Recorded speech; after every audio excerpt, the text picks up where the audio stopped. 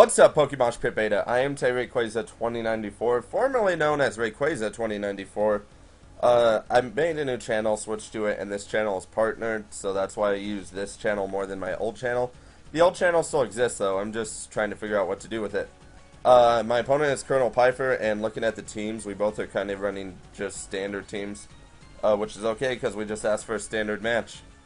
The only thing about my opponent is he likes to do his own sets. So that's the bad thing, because I can't really know what his Pokemon are going to do. So I go for the taunt first turn with my Azelf on the Snorlax, and he gets the lucky body slam para hacks, which means my Azelf can't set up the Stealth Rocks. That would have been useful to have in this match, though. So I decide to bring in my Frostlass, as I know I can survive one Fire Punch and get up one layer of spikes. And right here, instead of going for a second layer of spikes, I decided to go for the Destiny Bond just to get these Snorlax gone and out of the way. I'm surprised he didn't actually see it coming, since I did switch into Frostlass, even though I had already seen the Fire Punch. So, yeah, I managed to take out Snorlax due to Destiny Bond. But I'm still at the disadvantage, as I only have 4 and he has 5. So now he's going to bring in a Skarmory, and I'm going to go for that Hidden Power Fire just to do some damage.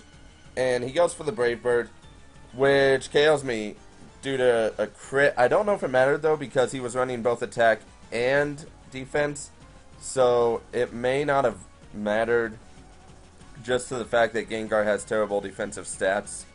But it could have mattered, so I don't know.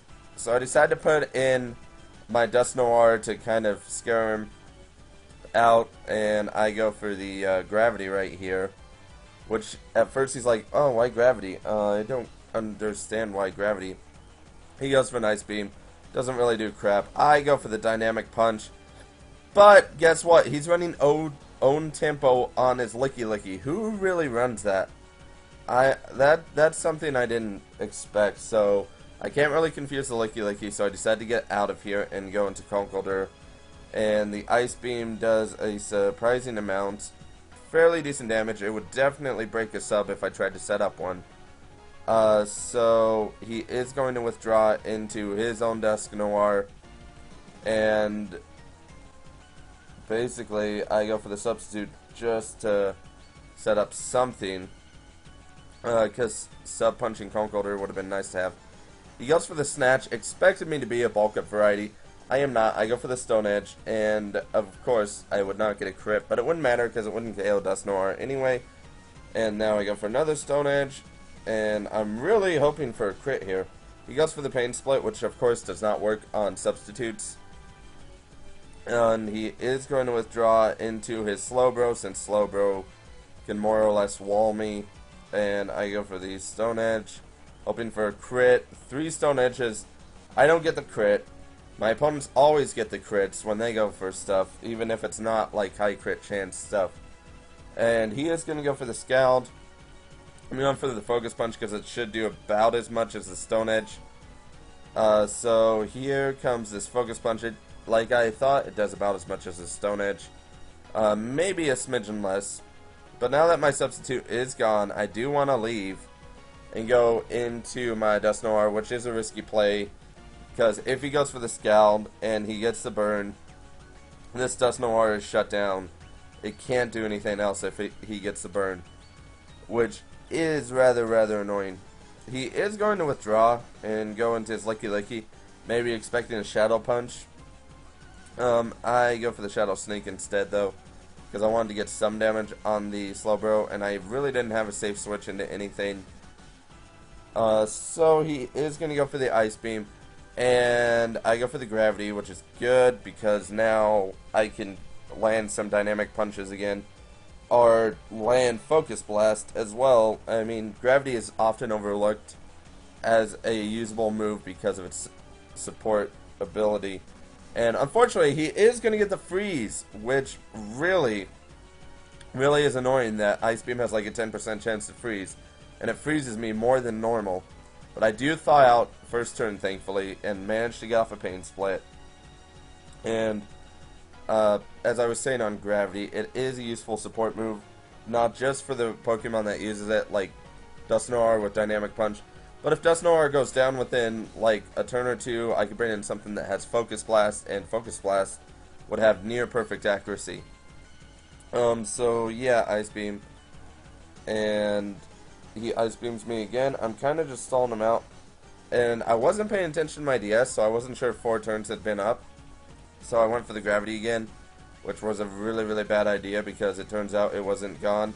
He is going to go for the Wish. I'm going to go for the Gravity. And he is going to switch out. Obviously, since he does go for the Wish, and I can't really do anything to this Licky Licky because Licky Lickies are annoyingly bulky. He goes into his Dusknoir, and I switch into my Alakazam now that I finally have a safe switch into it, because I figured he was going to leave. And I go for a Shadow Ball, and here he kind of like, I don't know, he had a derpy moment and forgot that Alakazam has Magic Guard for like 2 or 3 turns and goes for the Will-O-Wisp, expecting to break the Sash if I had one, which I don't. I have the Life Orb, because Magic Guard and Life Orb is a nice combination. It's better than Sheer Force, actually. And I go for the Focus Blast on the Cradily, and I don't KO the Cradily, unfortunately. And he goes for the Rock Slide, but I guess he must not be running much attacking investment, if any, because I do survive. And I say that because Alakazam's defense is obviously kind of crappy. And now he is going to bring in Licky Licky. And here is the risky move after this Protect. So he goes for the Protect just to get up some leftovers, hoping to survive a Focus Blast.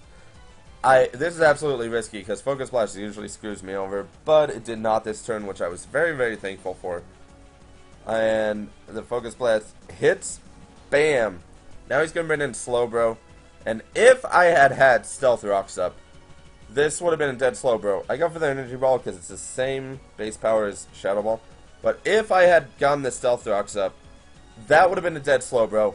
The game would have been mine, but of course, there's a group that we're both in that we like to joke and say that the obscenely over-excessive amount of hacks to make a person lose, it shall therefore be called Nick's Curse, and this battle kind of proves it. So I go for the Shadow Sneak, and he is going to go for the Roost. I could have attempted to predict that and maybe gone for a Pain Split, but again, he's not really running any HP, so it might not have done much beneficial damage to him, and barely given me any HP back. So I go for the Gravity, and he goes for the Brave Bird, and that Brave Bird does a lot, which is when I found out that he has to be running some attacking investment. I do get a crit, though, on the Dynamic Punch, which will help to wear down this Skarmory. And Skarmory's confused now, which is awesome. And Skarmory doesn't hit itself. So I barely survive, and I go for another Dynamic Punch.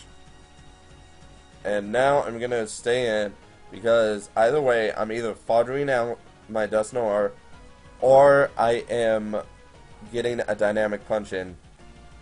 So it turns out I fodder it out, because he does not still hit himself, and this is why it's called Nick's Curse for a reason, but whatever. And now I'm going to go for Conkeldurr. I make a risky play. I hope for the confusion, because he's gone 2 turns without hitting himself, but I have like the worst luck ever in this game. So I went for the Substitute, and it's not going to do any good. And now he's going to switch into Slowbro, unfortunately, for me and my Conkeldurr, because there's nothing I can do.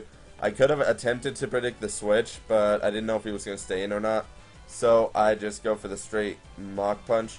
If I had attempted to predict the switch, I could have gotten off 2 Stone Edges and KO'd the Slowbro pretty easily.